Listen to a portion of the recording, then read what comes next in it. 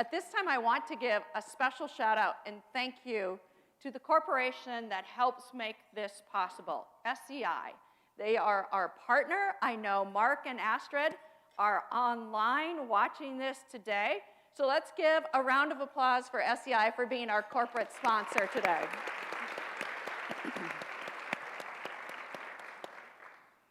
Before we started our luncheon, we talked a bit about Teddy Roosevelt and his quote about doing good.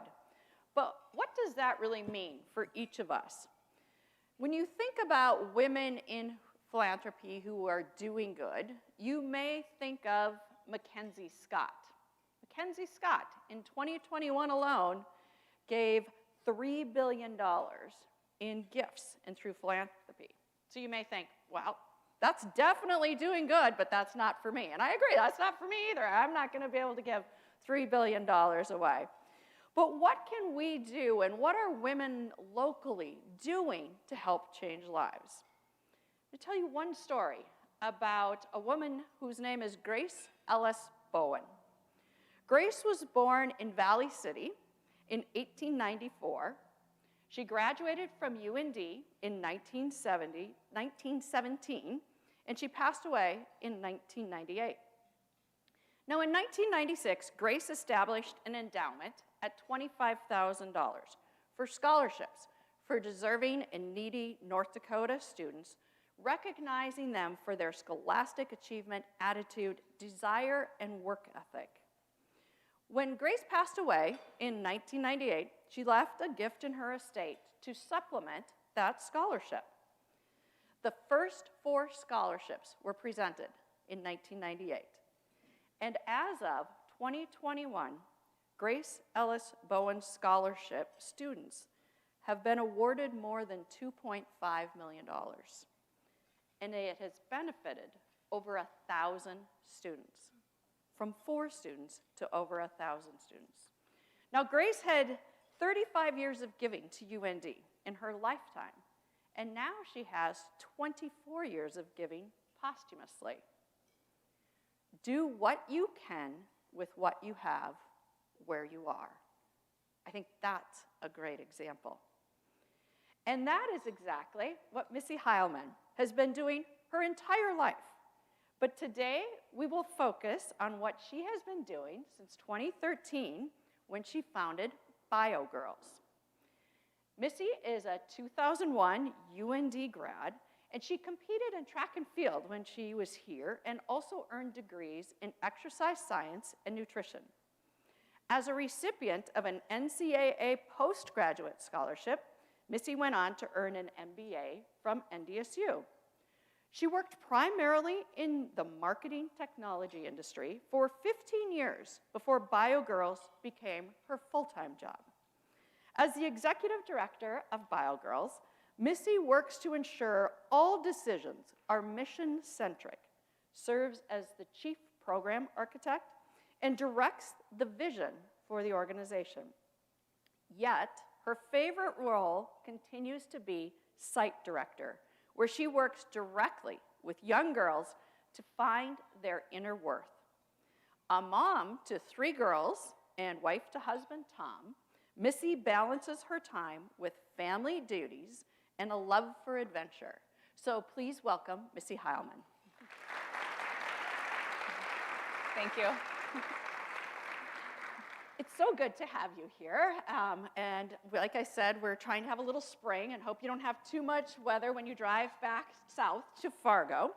But Missy, why don't you just start out by telling us, giving us a little bit of history on BioGirls and what inspired you to start BioGirls?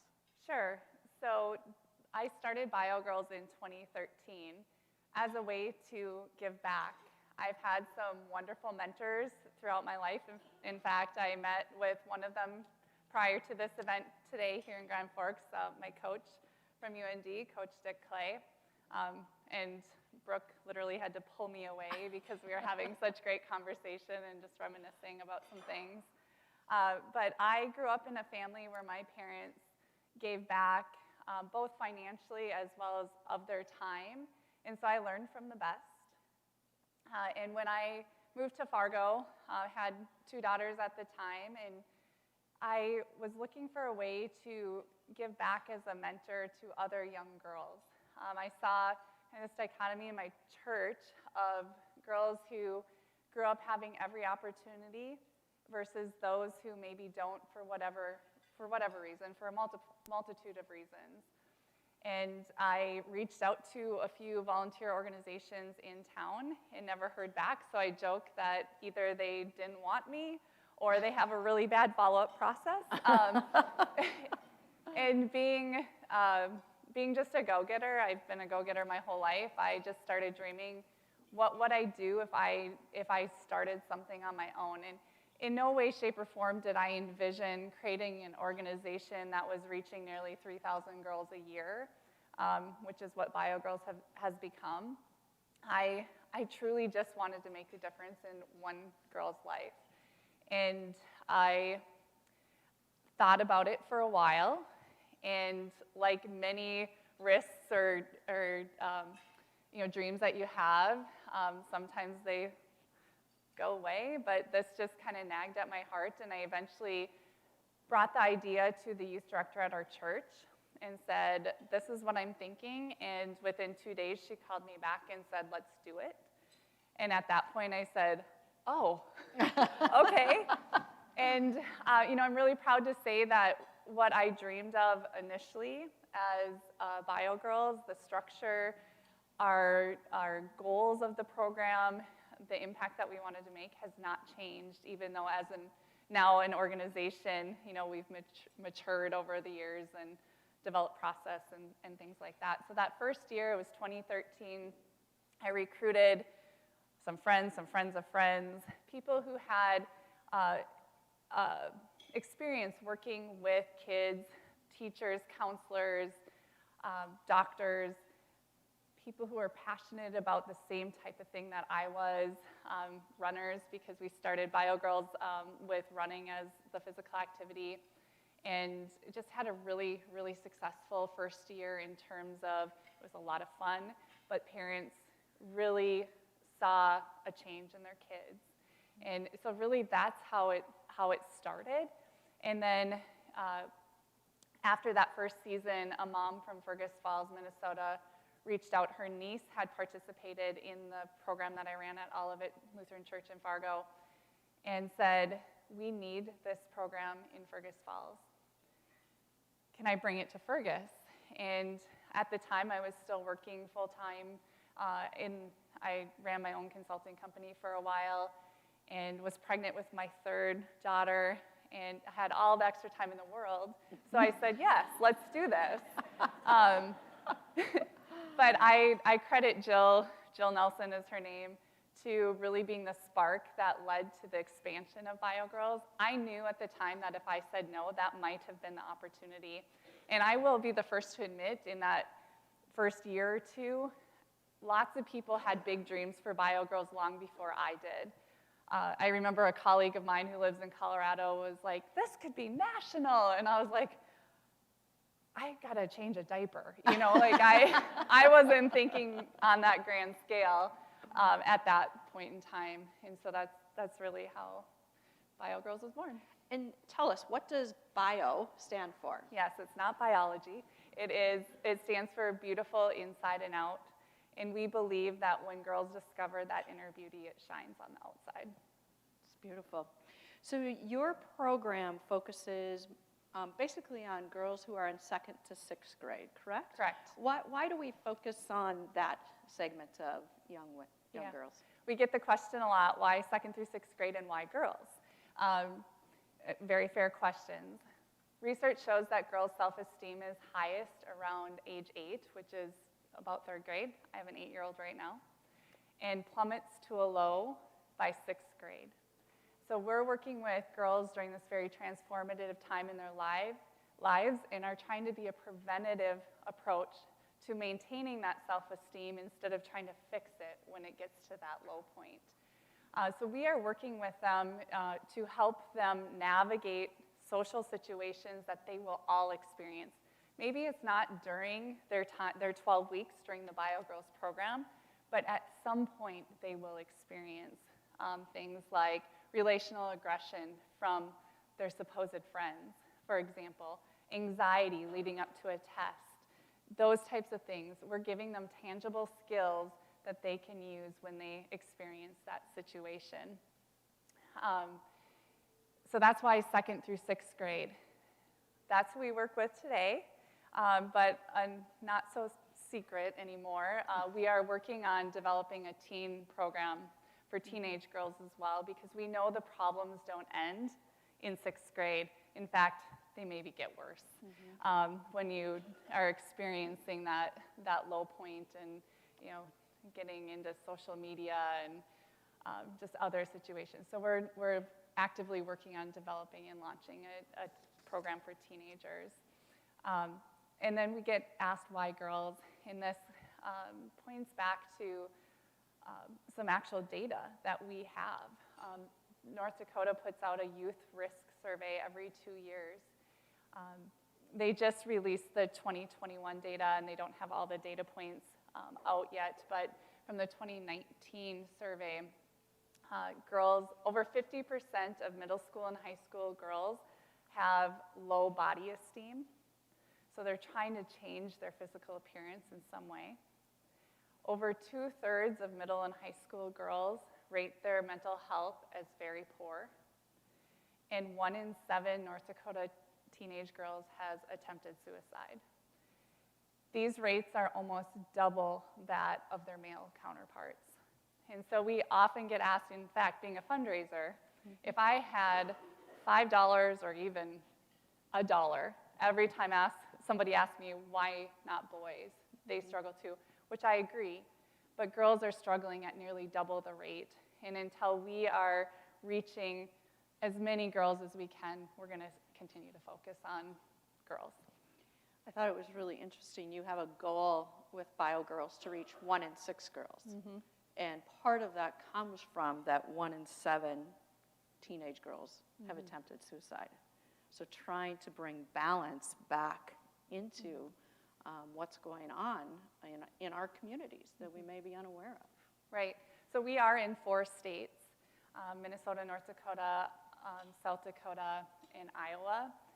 But we have a strategic goal focused solely around the state of North Dakota because we are an organization based here, and we're just scratching the surface with the number of girls that we are impacting here in our state. So as you mentioned, our goal by 2025 is to reach 1 in 6 North Dakota girls, because we believe and we know, we have seen that when we increase the volume of girls going through the program in a certain demographic area, we can move the needle on some of those community health indicators, and that's ultimately our goal. It's not about the numbers per se, but it's about those statistics and positively moving the needle on those. Yeah. So you think about how many times you've heard a young girl say, I'm not good enough, or I'm not brave enough, or my friends don't like me because of the way I look, and so how you bring that balance back in so that they can be bold and they can be brave. I have one niece on the Carlson side, and she has 2 daughters. And when her youngest was born, she started from day 1, and she calls it affirmations. This is our affirmation time, Charlie. And they stand in the mirror every morning, and they say, I am beautiful, I am brave, I am strong. And what has happened, so little Charlie is now almost 5, she'll be 5 this summer. When her mom is having a bad day, she will say, Mommy, you are brave, you are strong, you are beautiful. And so when we give that kind of affirmation to others, which I think BioGirls is working towards, it comes back to us. Absolutely. Many times over. Yeah. Well, it's funny you say that, because this afternoon I'm actually missing a session at the site. I continue to lead at all of it, and it's all about letting go of those things that you think you need to be perfect at, because there is actually this underlying epidemic of this perfectionism syndrome where females specifically feel like they have to be perfect at everything. And that's why you actually see a lot of females afraid to take a risk or giving up the thing that they love to do because they don't think they're perfect enough at it. So the lesson today that I'm missing is all around giving up or letting go of those things that you feel like you have to be perfect at. And we have a really fun lesson where we have dissolving paper. And so they write, they identify 3 areas in their life where they feel like they have to be perfect. And, you know, we have 2nd through 6th graders, so when they're 2nd grade, it's like brushing my teeth perfectly or something like that. You know, but by the time they're 6th grade, they are identifying, you know, I don't have to look a certain way. They write it on they pick one to write on the paper, and then they put it in water, and it dissolves. And it's a really powerful lesson. Say, just let go of that. Mm-hmm. For sure. You know, I know I have a number of our university partners here as well, and we've had conversations about gender diversity in our workforces and how we recruit women to positions. And this was something interesting I learned, that when we look at a job description or a job application or opening, we as women look at it and say, oh, I haven't done that. I haven't done that. I'd like to do that, but I haven't done that. I don't think I'm qualified to apply for this job. When men look at it, they say, I could do that. I haven't done it, but I would be really good at that. Yes, that's me. I can see me in it. And it's such a difference just in how our perceptions, how our brain works on what I have done and what I can be. Mm-hmm. And I think BioGirls is what I can be. It absolutely is, and it's having the confidence. I mean, anytime, I'm sure you still feel this way, but taking a risk is scary. There's scary. A lot of unknowns, but instead of worrying about the what if I do, we try to teach the girls what if I don't. I like that, yes. Well, and we often talk about, too, the imposter syndrome. Mm-hmm. How did I get here? Why are we sitting on stage, Missy, right? How do we get here? Do they really know who I am? Mm-hmm. Am I really good enough to be sitting there? I think that's another challenge we face with our young daughters and girls. And I think as females, we face that every single day. You know, there are still times where I say to myself, do I belong at this table? Mm-hmm. But with I consulted for 7 years, and a lot of times with consulting, you just fake it till you make it. And honestly, it's having the courage and the confidence to do that. And I think also, you know, what I've learned from running the BioGirls organization is to surround yourself with people so you don't have to pretend to know it all. Like, I don't know it all, and I will be the first to admit it. And so we surround ourselves with, at BioGirls, with lots and lots of professionals who have expertise that we don't necessarily have, but give of their time so that we can continue to build our organization. Yes, I like that. So you talked about some of those statistics mm-hmm. for young girls at risk. How did that change during the pandemic in the last 2 years?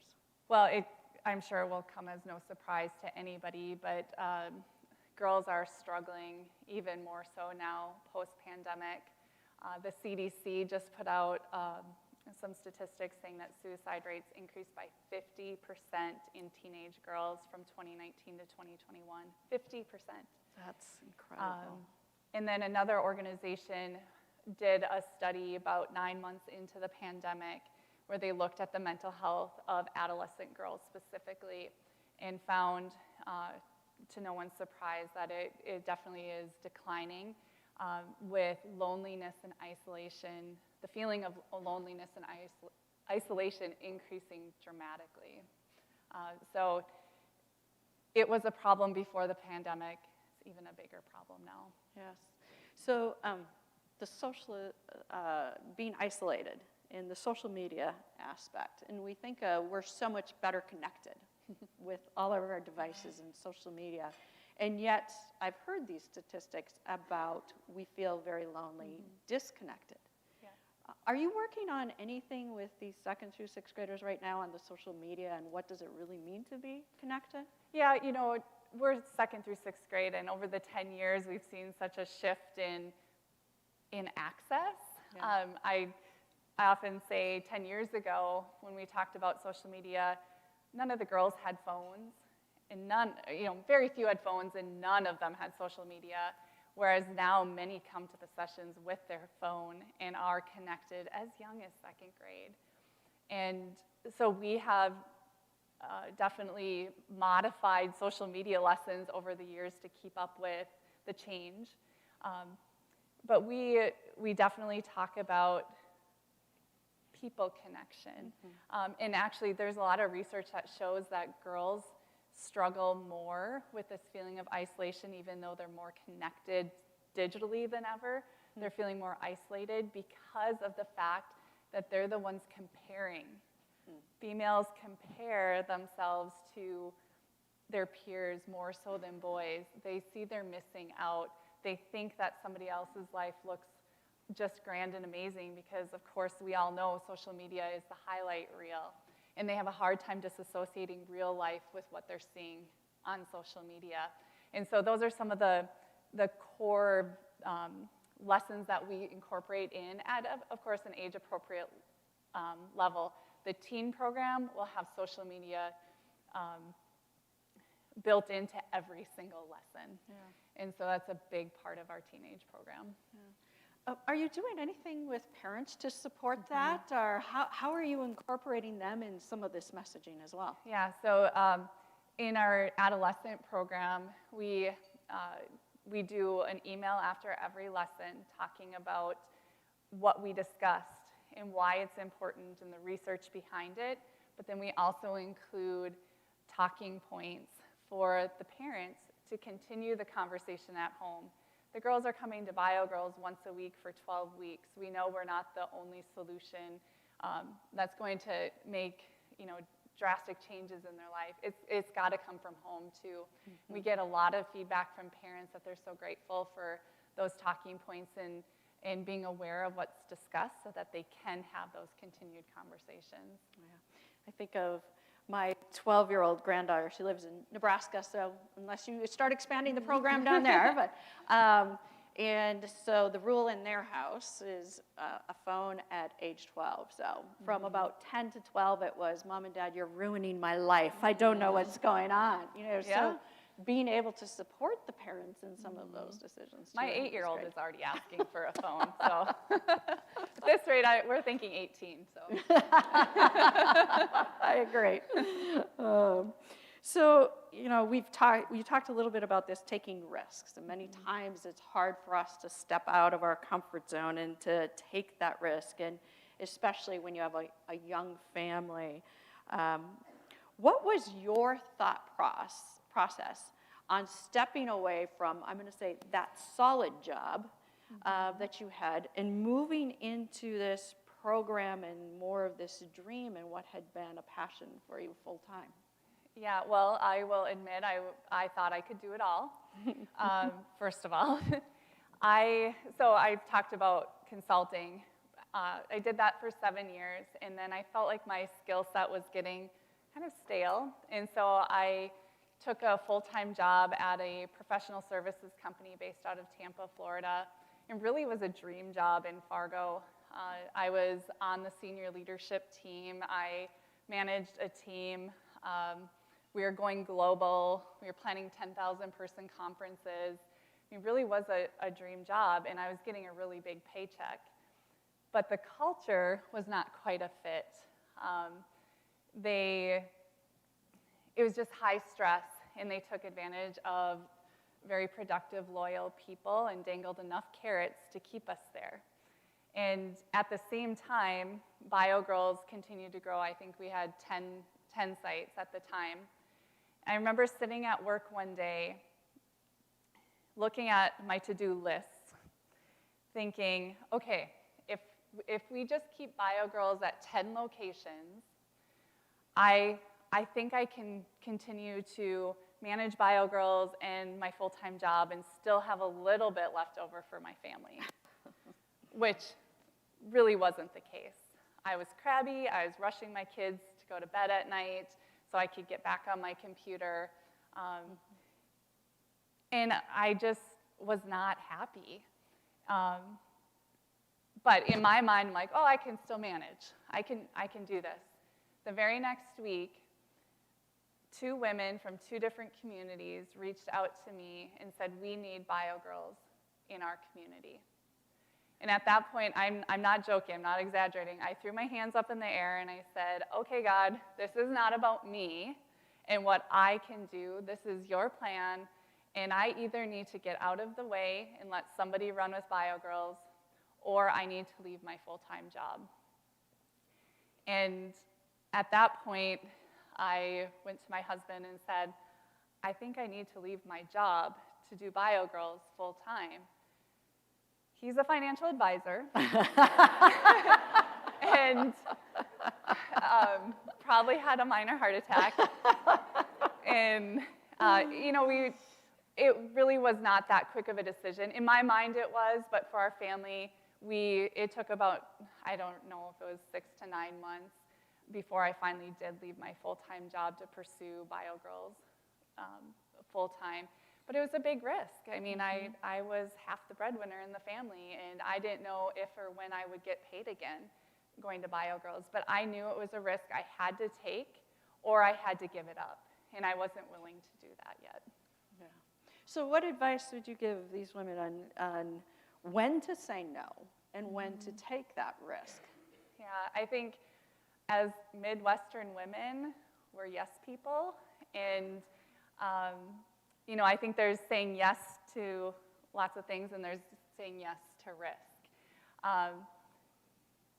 For me, it's listening to your gut. It's actually a lesson we teach the bio girls, is listen to your gut. I feel like if that gut keeps nagging you, it's something that you should look at pursuing. If it's a fleeting thought that just kind of goes away, maybe it's not right. So on the risk side, I think saying no is also a very important skill to have. My husband would be the first to tell you that I've said yes to way too many things over the course of my adult life. And I definitely, as I get older, I'm better at evaluating the opportunity and really seeing if it fits in that moment of life. My colleague Carly, actually, I told her I said no to an opportunity recently, and she said, I'm proud of you because your no is somebody else's opportunity. And I think we sometimes have a lot of guilt for saying no, but if we look at it in that way, it actually is somebody else's opportunity, and it's a positive thing. I love that. Your no is someone else's opportunity. And I think your friend saying, good job for saying no, we can do that more, each of us. I mean, how often do you feel like, I've got to say yes? I got to say yes, What are they going to, here we go. What are they going to think about me if I say no? Yep. They're going to think I don't care, and I really do, but. Well, and I think it's not a no forever. Agreed. The opportunity may arise again.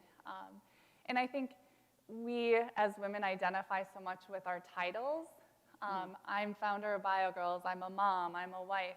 But who are we as people? Who am I, and what brings satisfaction to my life outside of those things? And when evaluating opportunities, does it fit into where Bio Girls is going, what our goals are?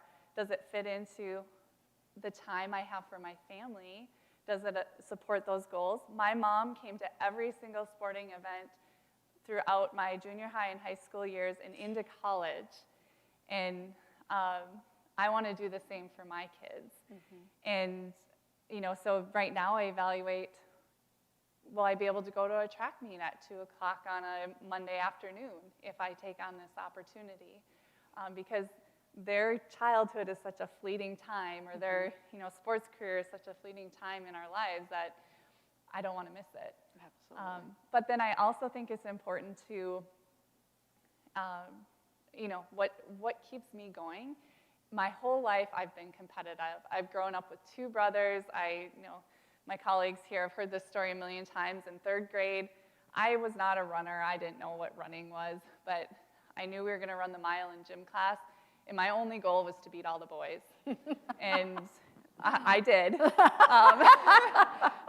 But I've been competitive. I participated in every sport possible in middle school and high school, ran track in college, and now continue in my early 20s, or throughout my 20s into early 30s. I did marathons, half marathons, triathlons, and have kind of gone away from that as my kids have gotten older. But my friend, my running buddy, is turning 40 on June 26th, and said, Missy, let's do a half Ironman. And it's always been on my bucket list, but the first thing in my mind was, I don't have time for that. Right. And yet she positively peer pressured me into signing up for that. And it has been so much fun to focus something that fills my bucket and is challenging, and something that it has been on my bucket list. And so you make time for the things that, you should make time for the things that are you. Yeah, absolutely. I have a lot of things on my bucket list. That's not one of them. But I think what you're explaining right now is really how you balance this work, this life, your family, your friends, and we often put it at the bottom of the list, but that's self-care.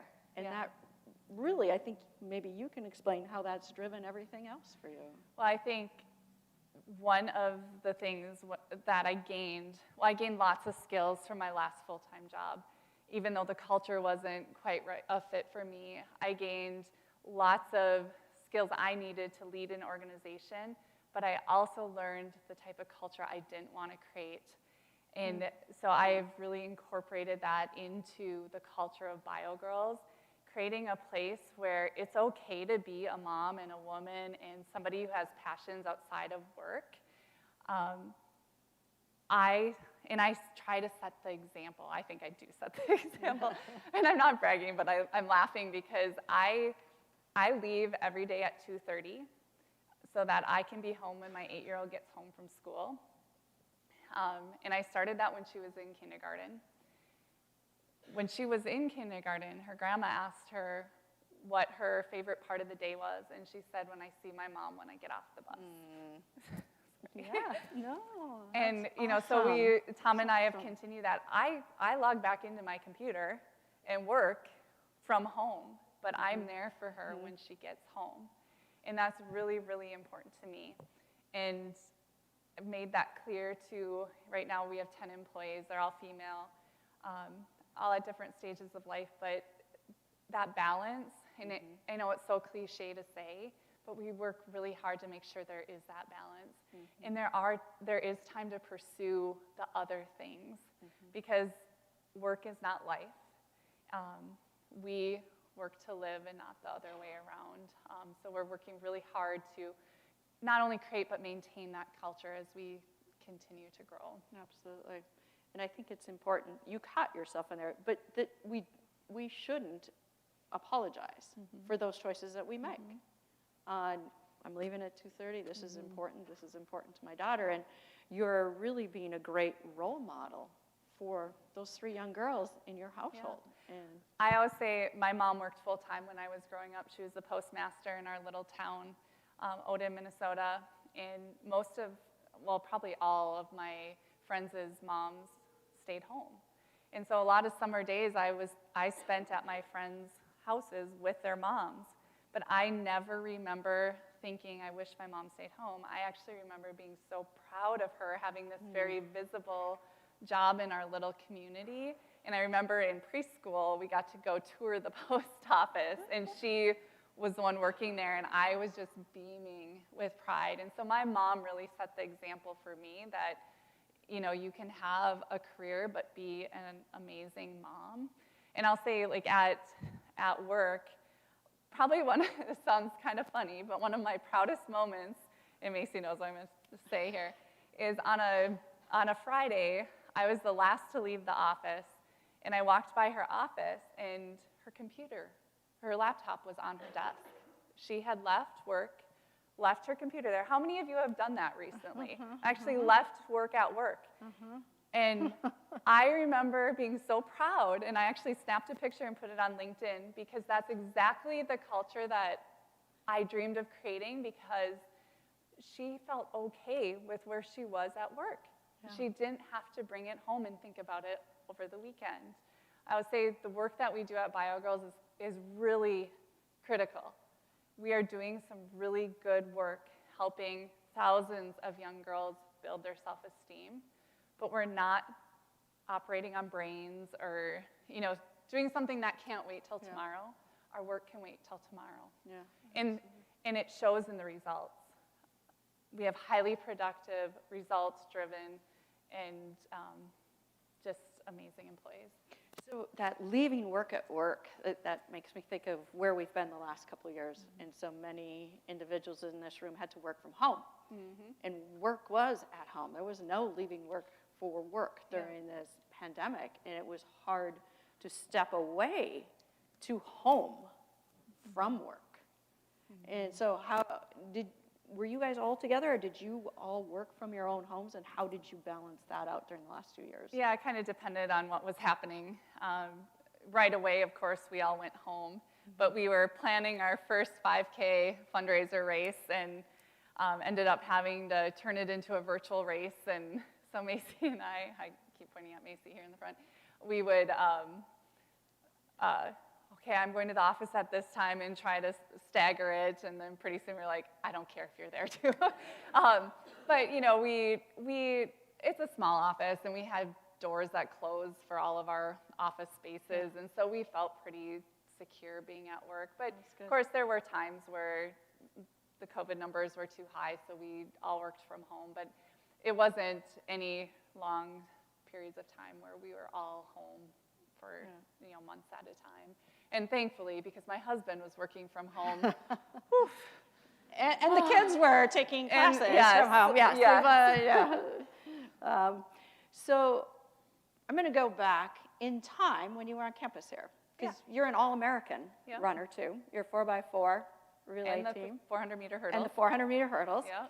And when we visited before, you talked about the 4x4 team, and as we close out today, I'm going to talk about how we all work together. But you had some really great comparisons on, there's 4 people on a relay team, right? You think of 4, but really there's 5. Because when you're competing, you have to have that backup. So you want to talk about what it was like developing this national All-American team. Yeah, I think it comes back to being females, not comparing, but also lifting up the success of others and not viewing it as your own failure. I have a 16-year-old right now who's really struggling with that because her younger sister is right on her tail in these races, and so it's a hot topic in our house. But as females, no matter how old we are, we experience that. But I have been so fortunate to surround myself with other women who celebrate our success. And so what DeAnna is referring to is there are 5 of us vying for 4 spots on this relay team. And instead of secretly doing workouts or purposely excluding somebody, the 5 of us, it was literally competition in every workout we did. And because of that, we all became All-American. It wouldn't have happened if we didn't love each other enough to push each other and then celebrate that success. And so we went on to place 4th in the national meet 2 times, and just are still really, really great friends to this day, and wish we could run that fast. But it is such a great metaphor for life, and I think at BioGirls we do that as well. We've built a really solid team of professionals who are really good at what they do, but we support each other and lend a hand when needed and lift up the success of one another as we go. Absolutely, that trust. So one more question. I think we have time for one more question. So this has to do for our students in the room. And first of all, I want to say hi, Eliza's mom. It's Eliza's birthday tomorrow. So Eliza told me her mom was going to be on watching. And Eliza's really hoping it doesn't blizzard because it's her 21st birthday tomorrow. So just saying, so you guys can wish her happy birthday as you leave. But you were a freshman here during the 97 flood. I was. And so that was a real experience for being a young woman. These 20 women in this room today have gone through a lot of stress and pressures during the pandemic in the last 2 years. So what advice would you give to them about how you rebound and where you go from here? Yeah, it was funny when we were eating, we were talking about the pandemic in the sorority house that Eliza lives in, and the parallels to my freshman year are there. I mean, the flood of 97 was such a catastrophic event in so many ways, but similar to the pandemic, it changed day by day what was happening, the news, the information that we were getting. So on a Wednesday night, we were told that school was canceled, I think, through Monday. My hometown was 6 hours from here, so I stuck around, whereas the dorm was empty. Well, then by Friday, classes were canceled for the semester. And overnight, I lived in Norrin Hall, and overnight the coolie had come up into the parking lot, so I was carrying all my belongings from second floor of Norrin Hall down through Wilkerson and out the other end to pack up my car and leave. This was before social media. In fact, I was thinking about it, and I think I had just gotten my first email address. But when people left, we didn't know it was going to be for good for the semester, so we didn't exchange home phone numbers or addresses so we could write to each other. And I remember leaving town that day thinking, will I ever see some of these people again? Mm-hmm. And it was so similar in the fact that we were alone. Mm-hmm. We were gone for we didn't know. We didn't even know if campus would be here the next year. Like, would we have to totally change our planned trajectory for the next 4 years? So there's so many similarities. So I guess, just being flexible and nimble and really taking the opportunity to embrace what is happening at that time and not wishing for something different. In fact, in hindsight, I am so thankful, not for the flood, but for the extra year I had at UND. I was here 5 years. I got the second major. I got an NCAA scholarship, which was a result of my last year of eligibility, which was the bonus year. So I took advantage of that extra time to get in better shape and to really explore what it was I wanted to pursue. Yes. Oh, wonderful. So, Brooke, I think we at our time? Because I think we could go on all afternoon, right? Missy, it's been great having you here. Let's give a round of applause to Missy. Thank you.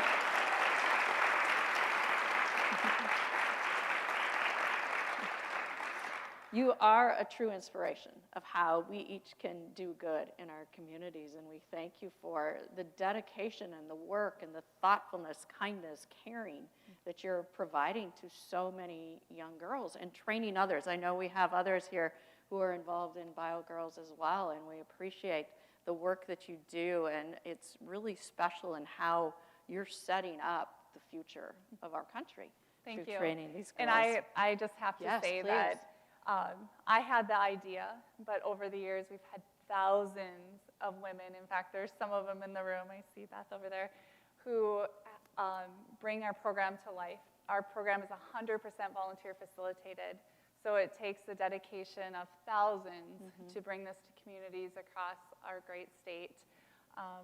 And so I am just so grateful and humbled to all of the people who, they all say, I wish I would have had that when I was young. So providing that opportunity to girls all across our state is just such a blessing, and I'm just so thankful. Absolutely. Well, since 2015, this Women for Philanthropy event has really brought us all together to embrace philanthropy and network and sharing our experiences, and we appreciate you sharing the amazing experiences you've had with BioGirls.